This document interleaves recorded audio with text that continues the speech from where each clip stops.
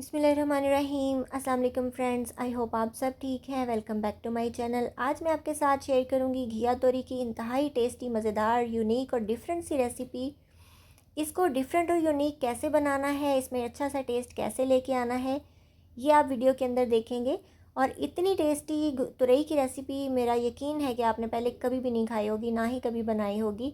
तो इंशाल्लाह बहुत ज़्यादा ही आपको पसंद आएगी। सभी बार बार फरमाइश पे बनवाएंगे और बहुत ही ज़्यादा डिफरेंट और यूनिक सा टेस्ट आएगा।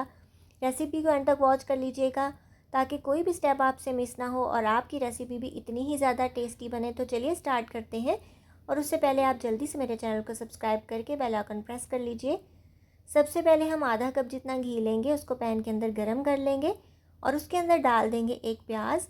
मैंने 2 प्याज कट करके रखे थे, लेकिन ये अभी स्टार्ट में हमने एक ही प्याज ऐड करना है। दूसरा कैसे ऐड करेंगे और कब ऐड करेंगे ये मैं आपको आगे चल के बताऊँगी। तो आपने रेसिपी को स्टेप बाय स्टेप फॉलो करना है। हमने इसको मीडियम स्लाइसिस में काट लिया था और इसको हमने जो है ये थोड़ा सा कलर देना है। बहुत ज़्यादा इसको डार्क ब्राउन नहीं करेंगे वरना हमारी डिश का कलर ख़राब हो सकता है। 1/4 टीस्पून जितना हमने लिया ज़ीरा, यानी 1/4 छोटा चम्मच जो होता है वो हमने साबुत ज़ीरा ऐड करना है इसके अंदर। थोड़ा सा इसको फ्राई करेंगे, बहुत ज़्यादा जलाना नहीं है हमने ज़ीरे को। एक बड़े साइज़ का टमाटर मैंने कट करके रखा हुआ था, उसका छिलका मैंने उतार दिया था, वो भी अब ऐड कर दूँगी इसके अंदर। टमाटर को भी थोड़ा सा भून लेंगे हम, बस 2 से 3 मिनट भूनेंगे, बहुत ज़्यादा भूनने की ज़रूरत नहीं होती टमाटर को। और 1 चम्मच भर के डाल दिया इसके अंदर लहसुन और अदरक का पेस्ट, मतलब आधा चम्मच अदरक और आधा चम्मच लहसुन। जो चावल खाने वाला चम्मच होता है वो मैंने यूज़ किया है। और इसको हम अच्छे तरीके से भून लेंगे। लहसुन अदरक की भुनाई अच्छे तरीके से कर लीजिएगा वरना कच्चे की स्मेल आती है तो वो अच्छा नहीं लगता। तो इसलिए हमने तकरीबन 2 से 3 मिनट तक इसको लाजमी भूनना है प्याज के साथ। तो इसी दौरान प्याज हमारा जो है वो भी घुल जाएगा और टमाटर जो है वो भी सॉफ्ट हो जाएंगे। तो आपने लहसुन अदरक को मेक श्योर करना है कि अच्छे तरीके से भुने, ये कच्चा नहीं रहना चाहिए बिल्कुल भी।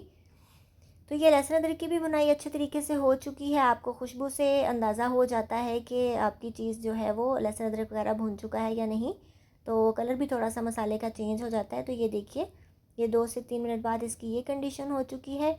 अब हम क्या करेंगे, इसके अंदर नमक मिर्च वगैरह ऐड करेंगे। और जब हमने नमक मिर्च ऐड करना है तो हम जो फ्लेम है वो स्लो कर लेंगे ताकि ये जले नहीं। 1/2 टीस्पून मैंने डाला है इसके अंदर नमक का।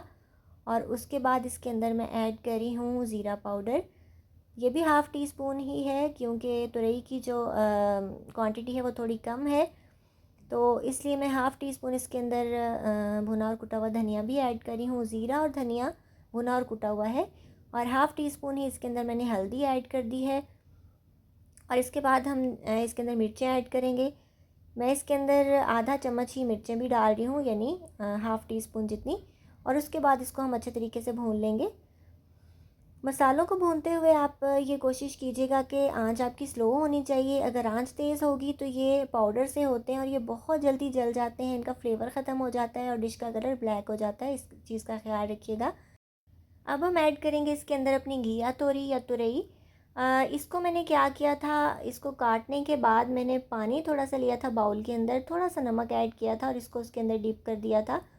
आप इसके अंदर थोड़ा सा अगर सिरका भी ऐड करते हैं या नमक ऐड करते हैं तो इसका कलर ब्लैक नहीं होता, क्योंकि कद्दू हो या तोरी हो, इसका कलर बहुत जल्दी ब्लैक होने लग जाता है जब हम काट के रखते हैं। और जब पकाते हैं तो उसका कलर देखने में अच्छा नहीं लगता हमें।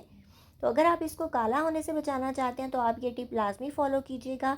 थोड़ा सा नमक ऐड कर दें पानी में और उसके अंदर इसको डिप करके रख दें तो ये कभी भी ब्लैक नहीं होती, चाहे जितनी देर मर्ज़ी पड़ी रहे। तो आप देख सकते हैं इसका कलर माशाल्लाह कितना फ़्रेश है।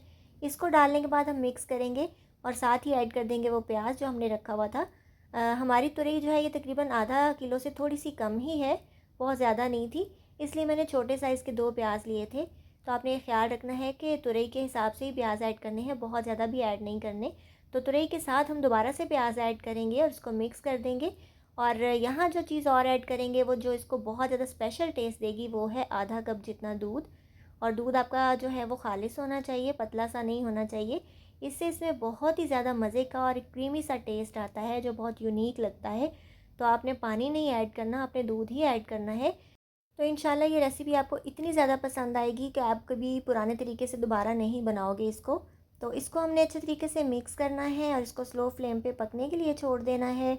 और ये थोड़ा सा पानी अपना भी छोड़ेगी, कुछ इसके अंदर दूध भी है तो ये इसी में गल जाएगी। हमें इसमें पानी वगैरह डालने की बिल्कुल भी ज़रूरत नहीं पड़ेगी।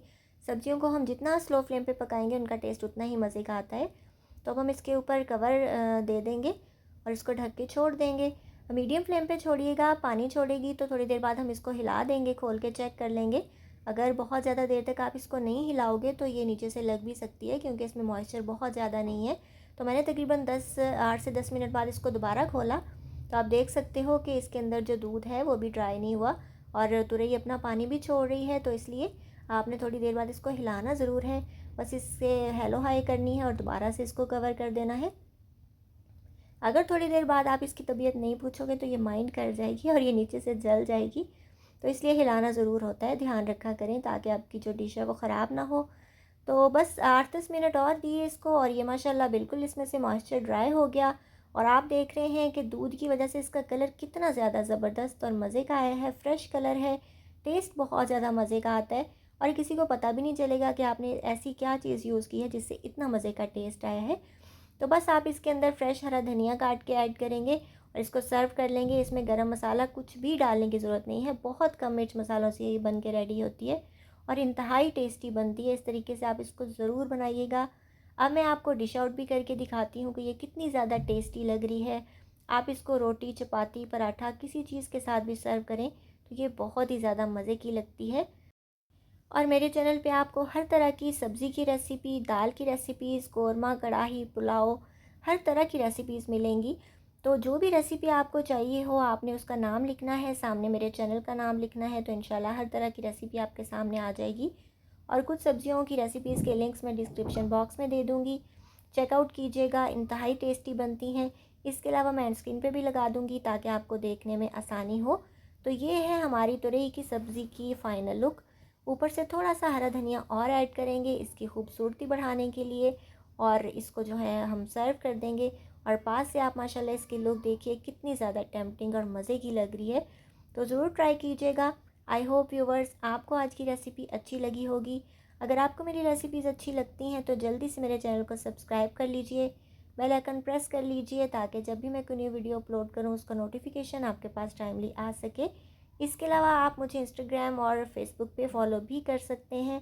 अपना बहुत सा ख्याल रखिएगा, मुझे दुआ में याद रखिएगा। मिलेंगे इंशाल्लाह नेक्स्ट वीडियो में किसी बहुत ही ज़्यादा इजी, टेस्टी और डिलीशियस रेसिपी के साथ।